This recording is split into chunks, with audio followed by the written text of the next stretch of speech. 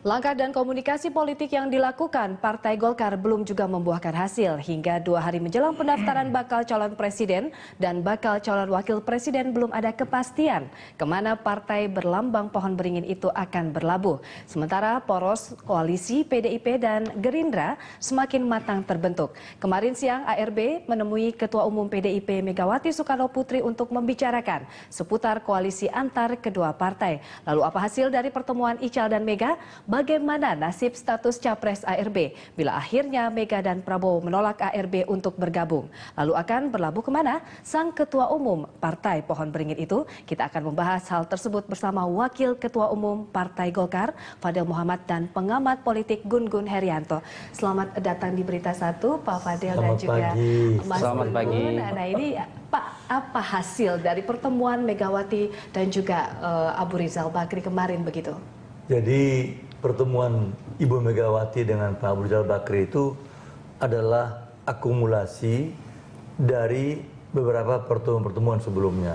Sebelum itu juga sudah ketemu dengan Ibu Puan, ketemu dengan teman-teman yang lain di PDIP. Kita berusaha untuk mencari posisi dan bagaimana agar terjadi kerjasama politik atau koalisi, baik di parlemen maupun di pemerintahan nanti. Masalah yang kita hadapi adalah satu, yaitu kita telah mengemban beban mencalonkan Pak ARB sebagai presiden.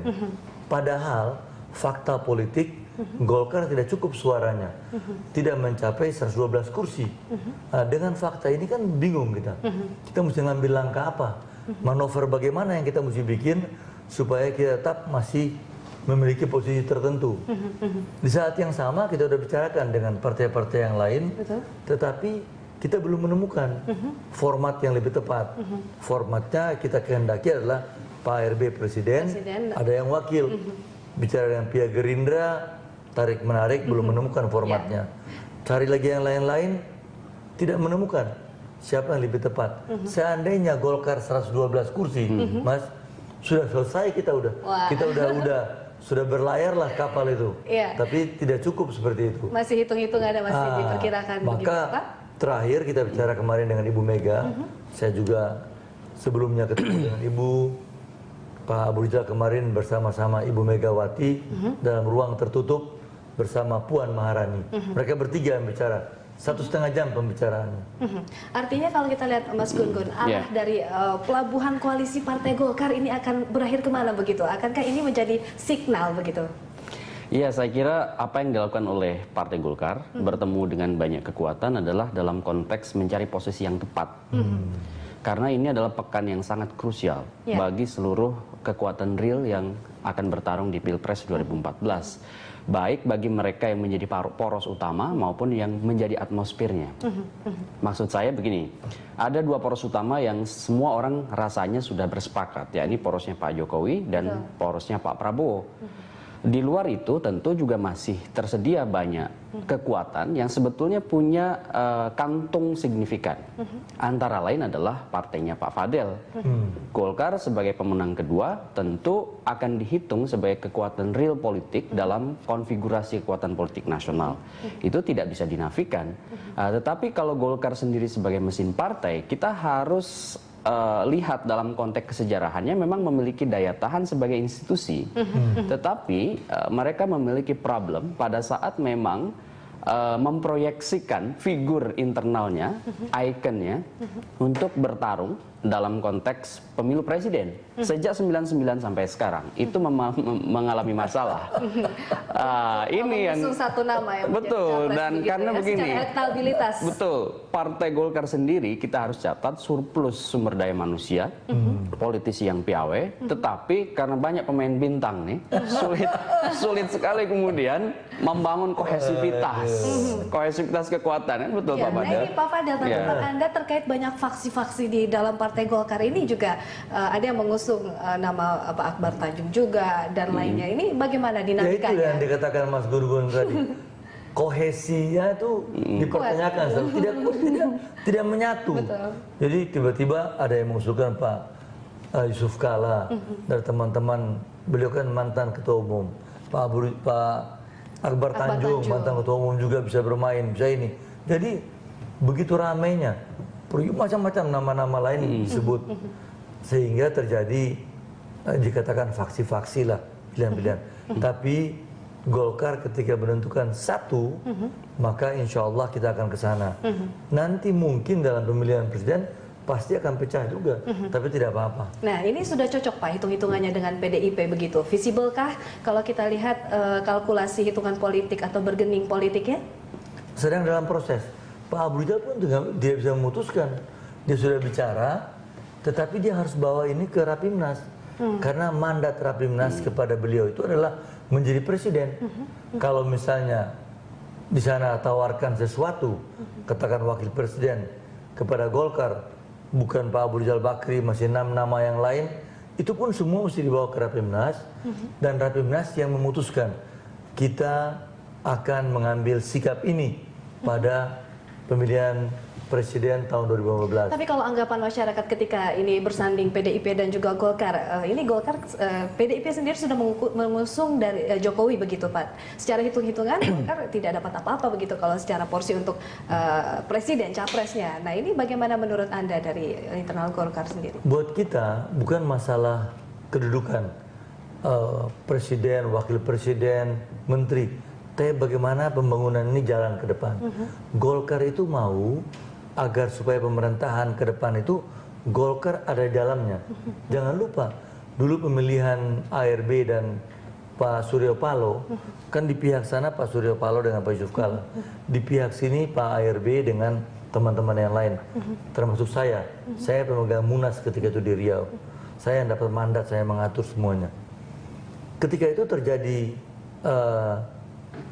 rapat itu ramai karena Pak Abu Rizal mengatakan saya akan berkoalisi kerjasama dengan SBY. Yang ini mengatakan tidak, kita di luar. Itu seluruh peserta milih yang ini. Milih yang ini. Jadi artinya pola pikir teman-teman di Golkar adalah pola pikir ingin meneruskan pembangunan.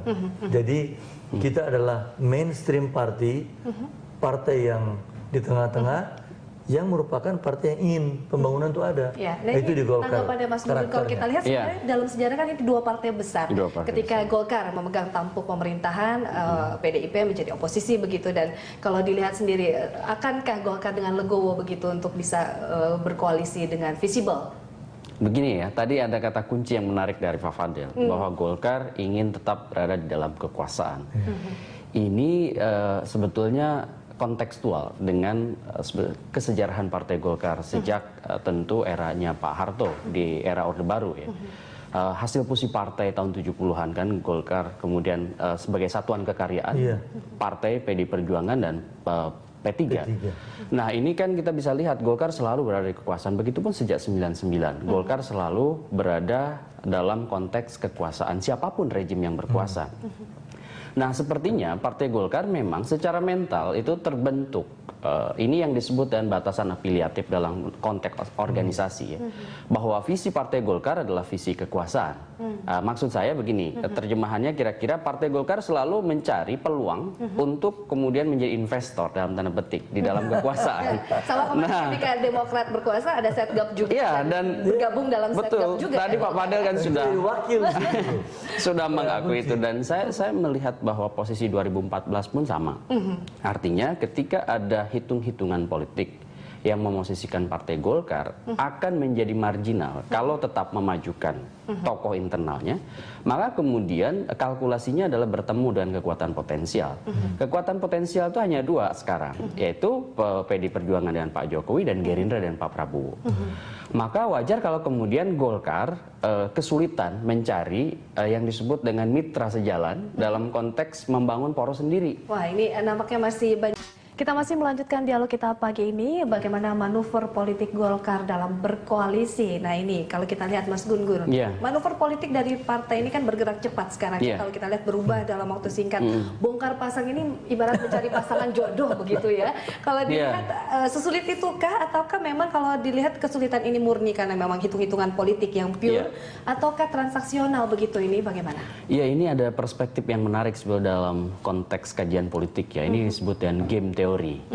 Game teori itu Roger Meyerson ya, itu melihat ada dua strategi yang biasa dipakai dalam situasi acak permainan politik, terutama pada saat menjelang situasi krusial pengambilan keputusan strategis. Pertama itu yang disebut dengan pure strategy game, itu biasanya strateginya tunggal.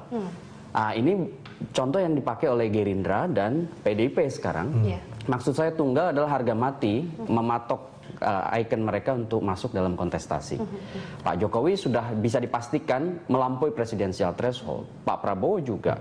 Nah, artinya mereka harus betul-betul memperjuangkan dua sosok ini di poros yang berbeda untuk bertarung di 9 Juli mendatang. Tetapi kalau Golkar, ini yang disebut dengan mix strategy game. Mix strategy game. Kita langsung tanyakan nih Pak Fadil, mix strategi apa mungkin nanti akan mengusung di Rapimnas begitu konsensusnya, dinamikanya seperti apa, apakah memang akan maju untuk berkoalisi dengan PDI, memang akan diputuskan? Ya, kita akan menyampaikan, jadi di Rapimnas nanti hari Minggu itu ada 3 agenda utama. Yang pertama adalah kita menjelaskan mengenai hasil pemilu yang ada sekarang, di mana Golkar tidak mencapai target yang kita kehendaki, dan juga tidak mencapai presidensial threshold. Ini fakta politik yang ada dengan berbagai alasan. Yang kedua, Ketua Umum akan menjelaskan seluruh manuver politik atau ketemu dengan semua pimpinan partai politik. Kemudian yang ketiga adalah pandangan-pandangan dari daerah dan dari ormas-ormas yang kita punya underbow di Golkar. Mungkin juga tokoh-tokoh yang lain seperti Pak Akbar Tanjung akan menyampaikan. Nah, dari sana kita kemudian mengambil kesimpulan, apa langkah yang kita mesti ambil ke depan. Kita harapkan pada solid ke arah sini yang kita mau tuju. Nah, itu yang kita akan harapkan di keluar Rapimnas nanti. Dari pertemuan-pertemuan yang dilakukan oleh ARB begitu Pak, ini dengan Jokowi, dengan Prabowo juga dan dengan SBY, ini kira-kira Pak Abu Rizal sendiri cocoknya kemana begitu kalau dilihat atau merepresentasikan dari partai juga? Tadi Mas Gun mengatakan kita kan main mix game. Mix game ya, kita ketemu dengan semua orang. Kita lihat yang sulit itu ya adalah ketika kita bicara hal-hal yang teknis dalam bentuk operasional, kesamaan visi. Tapi yang banyak hal yang sama, dan baik Gerindra, Demokrat, Golkar, PDIP itu semua itu adalah partai-partai nasional, artinya bukan partai Islam semata-mata, partai Islam seperti PKS, P3, tapi partai-partai nasional. Jadi kita gampang bicaranya. Tapi ketika bicara lebih detail, disitulah terjadi hal-hal yang kurang ini. Peluang bagi Golkar tinggal 2 sekarang. Yang pertama adalah kita bergabung dengan PDIP. Yang kedua adalah kita bentuk poros baru dengan Demokrat. Tapi siapa di Demokrat yang bisa menjadi ini? Demokrat pengumuman capresnya konvensinya masih belum itu. Nah, kalau Demokrat mau ngambil yang ini dan kita diminta mewakilinya, belum tentu teman-teman di Rapimnas setuju gitu. Nah, tanggapannya nih Mas Gun, dari pertemuan dengan Pak SBY kemarin juga ada mengusung mungkin poros baru begitu. Tanggapannya terhadap poros baru ini akankah memang cocok hitung-hitungannya juga? Ya, sebetulnya kalau bicara peluang, tentu peluang poros ketiga ini masih tetap ada. Kita harus lihat ya konfigurasinya, bahwa ketika Golkar dengan Demokrat pun masih bisa mengusung yang disebut dengan poros ketiga. Tetapi kalau kita mau realistis dari sudut hitung-hitungan politik, terutama magnet elektoral ya, itu maka kemudian poros ketiga belum mampu pasti menandingi elektabilitas 2 sosok yang di arus utama tadi. Karena secara persentase dari perolehan suara itu. Iya, sekarang realistis figur yang mau dijual siapa? Misalnya apakah Sri Sultan misalnya, ataukah misalnya wakilnya misalnya hasil peserta konvensi. Dua-duanya menurut saya masih dalam konteks kalau kita bicara elektabilitas masih di bawah 2 poros yang sudah mengajukan terlebih dahulu. Tadi ada yang menarik bahwa kemungkinannya dengan PD Perjuangan atau poros sendiri, dan berarti kan Partai Gerindra sudah dinafikan oleh Partai Golkar, kira-kira gitu. Nah, ini saya melihat sebenarnya mengerucut ke itu. Hari ini kan kalau tidak ada melintang kan konvensi Partai Demokrat mengumumkan gitu kira-kira. Dan Partai Golkar masih punya waktu sampai hari Minggu. Jadi saya melihat juga penyimpulan jangan terlalu prematur, termasuk teman-teman media, bahwa Golkar pasti sudah akan kemudian menyatu dengan PDIP, bahwa itu ada opsi yang tentu diharapkan oleh sebagian besar elit piawai di Partai Golkar, ya. Tetapi apakah kemudian itu menjadi bisa kemudian membangun konsensus secara legal formalistik di antara Golkar dan PDIP, itu belum tentu. Ini tadi saya tambahkan penting, jangan sampai persepsi dengan Gerindra ya. Ketika itu juga kita menawarkan sama Gerindra, kita bisa minta menjadi wakil. Belum tentu Pak Abu Rizal Bakri, malah kita menyebutkan Pak Ginanjar misalnya, tokoh senior di Golkar, silakan aja. Tapi tidak belum mendapatkan respons yang positif, gitu. Baik ke dalam maupun akhirnya ya Pak Ginanjar sendiri diam, tidak pernah dia mengatakan dirinya dia mau. Tapi kan kita punya tokoh-tokoh senior seperti Pak Ginanjar, Pak Akbar Tanjung, Pak Yusuf Kala. Kalau mereka mau ambil tokoh senior silakan. Kalau mau ambil tokoh yang menengah, Pak Abu Rizal Bakri sudah ada. Yang muda-muda di bawah pun siap kita. Ya kan? Ya, ini siap kita. Dinamikanya masih seru nih Pak. Ya, kita masih melanjutkan dialog kita pagi ini pemirsa, dan arah untuk manuver politik dari Golkar ini kita juga sulit untuk memprediksinya ya Mas Gun-Gun. Nah, kalau kita lihat sebagai pemenang kedua ini di pemilu, Partai Golkar ini juga punya cukup suara begitu, tetapi tidak punya cukup kekuatan untuk menentukan koalisi. Ini sebenarnya seperti apa sih Anda melihatnya? Kenapa seperti ini? Ya, karena ini tentu terkait dengan deklarasi Partai Golkar. Konteksnya capres ya. Pak ARB kan capres yang pertama kali kurang lebih mendeklarasikan diri, dan tentu pasar pemilih kan akan bereaksi. Dan reaksinya sudah sampai sekarang diuji kan oleh berbagai survei dan scientific, bahwa menunjukkan ARB masih jauh di bawah kandidat-kandidat yang ada. Artinya kan Partai Golkar memang mengalami kesulitan untuk bicara soal figur utama mereka, artinya ketum partai menjadi capres. Dalam konfigurasi seperti itu maka Golkar tentu harus punya base alternatif. Dan base alternatifnya saya kira bertemu dengan banyak tokoh. Karena gini, kalau kita bicara koalisi biasanya ada 3 variabel yang biasa dipakai dihitung dalam perspektif elit. Satu yang disebut dengan probabilitas perolehan suara. Bagaimana kan seseorang misalnya ketika dipasangkan atau mencari pasangan itu bisa memperoleh kira-kira ya prediksi peningkatan suara. Yang kedua adalah benefit untuk masing-masing. Betul. Misalnya seperti Golkar ketemu Gerindra atau Golkar ketemu PDIP, mana yang lebih menguntungkan Partai Golkar. Dan yang ketiga tentu adalah cost of entry, biaya pertarungan, biaya kontestasi. Ini juga sesuatu yang sering kali dihitung secara realistis. Betul. Ya, saya kira 3 variabel itu pasti akan jadi pertimbangan Partai Golkar. Nah, ini mana sih Pak yang paling kuat dari bergeningnya sendiri tadi, probabilitas perolehan atau mungkin benefit atau cost of ininya Pak, bergeningnya begitu? Ya, semua kombinasi 3 variabel tadi. Tetapi mesti diingat, kalau cuma semata-mata mau mencalonkan saja Pak Abu Rizal Golkar, kita ketika itu bicara pertama kali sama Hanura. Hanura sama kita dekat. Jangan lupa, waktu pemilu yang lalu, pemilihan presiden, itu kan Golkar bergabung dengan Hanura. Pak Yusuf Kala dengan Pak Wiranto kan. Tapi kan suara rendah sekali. Lalu bagaimana? Hanya 9%. Kalau sekarang kita mau ikut pola yang sama jadi.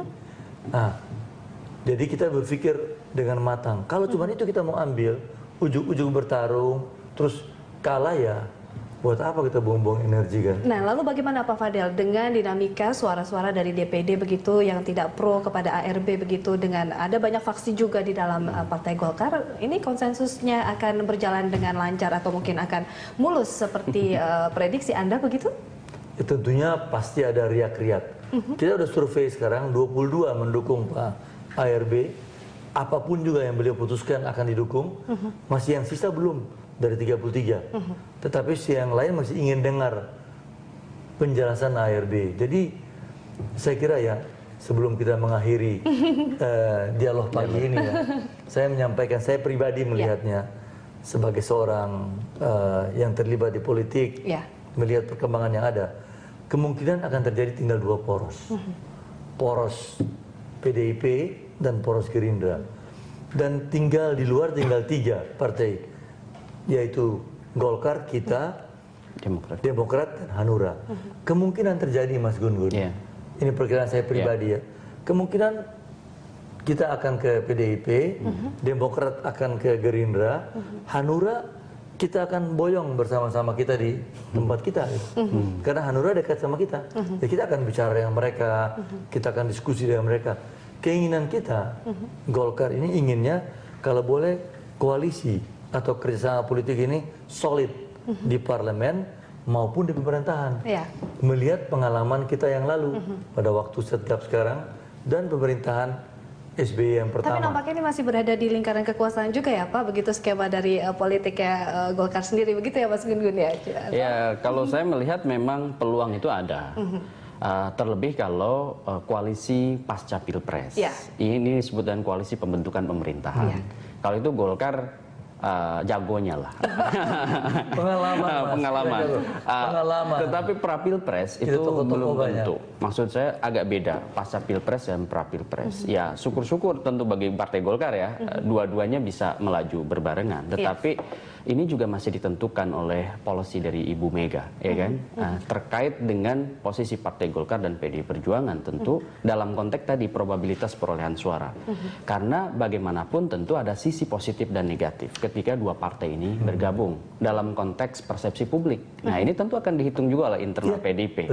Apakah misalnya ketika Golkar masuk di awal, artinya di sebelum Pilpres, itu akan meningkatkan perolehan suara Jokowi atau sebaliknya? Nah, ini tentu sekali lagi proses yang masih sangat dinamis sampai hari Minggu. Dan itu juga harus kemudian dihormati sebagai sebuah proses atau ijtihad politik di antara para politisi. Nah, ini terakhir closing statementnya sendiri ya, Pak cuman Fadil. saya sambung dari Mas Gun-Gun tadi. Artinya kalau hitung politik kan ada angka matematiknya. PDIP sudah menang 44 dapil. Kita menang 21 dapil. Tentunya kan kontribusi kita pasti besar. Artinya kapal besar, gerbong besar yang masuk ke dalamnya. Kemudian kita punya bupati 200 lebih. Ketua-ketua DPRD begitu banyak dari Golkar. Jadi ini pasti akan menambah kontribusi yang besar. Tapi yang utama, yang di pikiran saya adalah bagaimana pemerintahan ke depan itu stabil, ekonomi tumbuh, dan akhirnya kita bisa membuat rakyat jadi sejahtera. Itu yang kita kehendaki ke depan. Baik, ini Mas Gun-Gun ada tanggapan lagi closing statementnya? Iya, kalau saya melihat sebetulnya koalisi dalam konteks politik Indonesia ya, karena ketiadaan pemenang dominan sejak 99 itu kan tiada pemenang dominan, maka proses konsensus politik itu biasanya melahirkan yang disebut dengan demokrasi konsensus. Tetapi kemudian lagi-lagi semua partai termasuk yang punya peluang untuk memenangi pertarungan itu harus menghitung soal posisi partai lain dalam konteks rivalitas dan kompetitor. Maksud saya seperti Pak Prabowo kan sekarang juga pasti melakukan posisi untuk terus bergerak naik, sementara Pak Jokowi kalau tidak hati-hati bisa kemudian sekarang sudah di puncak dan bisa posisi menurun seperti riset SMRC ya. Dan pasti kan juga akan juga ditentukan nanti perolehan suara itu dari keberadaan swing voters yang sebenarnya tidak berafiliasi ke partai manapun. Dan itu jumlahnya besar. Sehingga angka swing voter ini yang harus dihitung oleh mereka yang berkompetisi termasuk oleh PDI Perjuangan. Persepsi mereka akan sangat menentukan pilihan di injury time gitu. Kita lihat nanti dinamikanya 9 Juli mendatang begitu Pak. Juga semoga Rapimnas konsensusnya berjalan baik dan mengemukakan atau mungkin muncul satu nama yang akan diusung nanti begitu ya Pak. Insya Allah.